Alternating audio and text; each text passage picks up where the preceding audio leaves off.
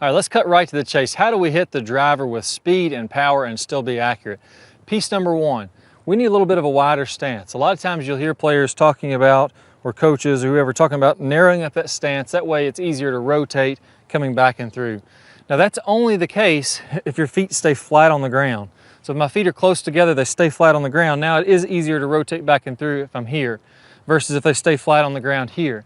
Problem is, in the golf swing, our feet don't stay flat on the ground. As we come through, that right heel comes up, that allows our heels to rotate. And you can see I could even take this big wide stance, this big base, and I could really rotate my hips a ton by doing that in the golf swing.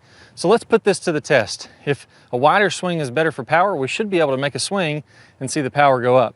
First, let's take a narrow swing here. So I'm gonna exaggerate, really exaggerate for this test. And I'm just gonna have a really narrow stance. I'm gonna try to hit this ball as hard as I can.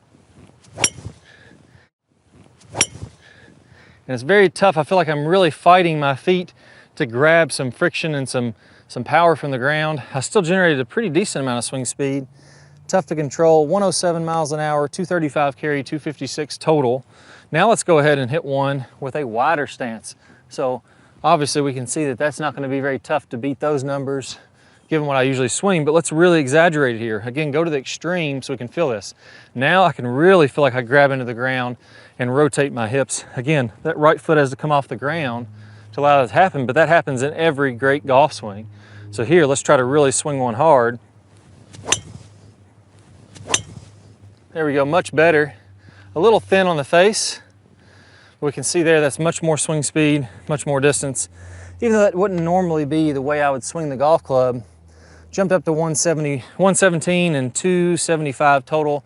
Not bad for a miss hit there. So that's piece number one. Grab a golf club and do this for me. Start out with a very narrow stance and swing as hard as you can. You're going to find it incredibly difficult. Go wider and wider and wider until you feel really powerful. And then keep on going until you feel like you're so wide, now it is a little bit tougher to move through the shot.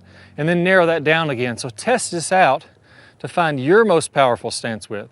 It's easy for somebody to say, okay, we need to be shoulder width, but if I make it a little wider than shoulder width and I pick up 10 or 15 yards, you better believe I'm gonna swing like this. I'm gonna find the way that works best for me, given my own body type and my own stature.